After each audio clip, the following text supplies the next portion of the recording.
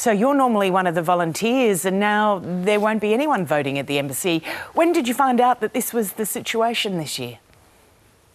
My co-booth captain, who I've been working with for many years now, he wrote to me and said, had I heard that the booths weren't actually operating?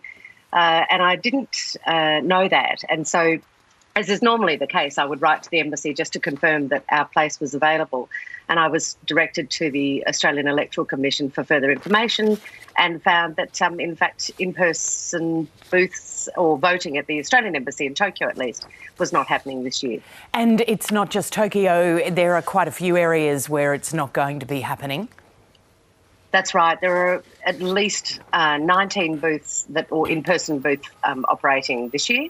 And the AEC yesterday, they've been terrific actually in terms of responding to the various texts and particularly Twitter responses and what have you. They indicated that there were 41,000 Australians overseas that are on the roll and would be looking to vote, and that the booths that they will operate cover about only half of that. So why not do postal votes?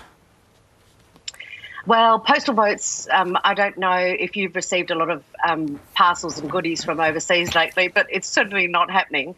The diplomatic bag, as you know, would be an option, and the AEC have said that they will make sure people's votes get in.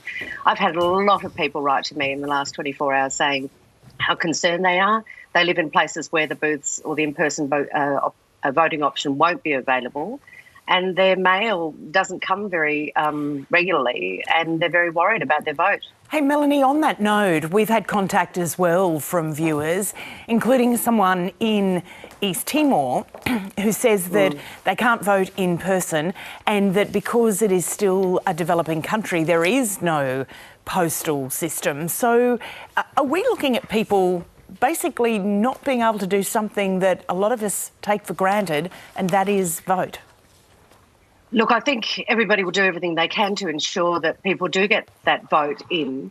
But, the AEC also yesterday confirmed that, it is not their obligation or, in fact, their commitment to actually manage all of that.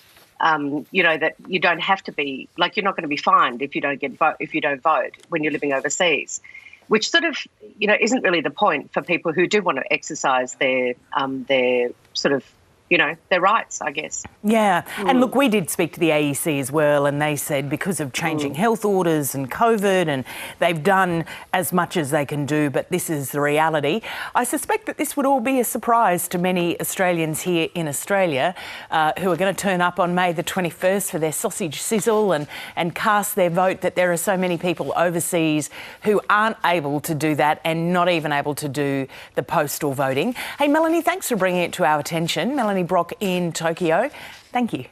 Thanks, Lisa.